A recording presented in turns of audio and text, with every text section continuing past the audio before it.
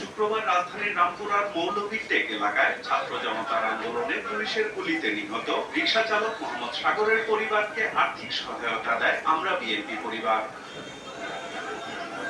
এ সময় শোক সন্তপ্ত পরিবারের সাথে সহমর্মিতা জানিয়ে দলের সিনিয়র যুগ্ম মহাসচিব রুহুল কবির রিজভী অভিযোগ করেন, পতিত সরকারের দোসররা কালো টাকা দিয়ে দেশকে অস্থিতিশীল করার চেষ্টা করছে।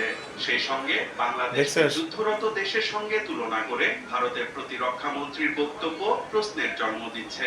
ভারতের পররাষ্ট্র প্রতিরক্ষা মন্ত্রী আপনার ইউক্রেন রাশিয়া বা ইসরায়েল হামাসের সাথে বাংলাদেশের এখানে তুলনা করলেন কেন?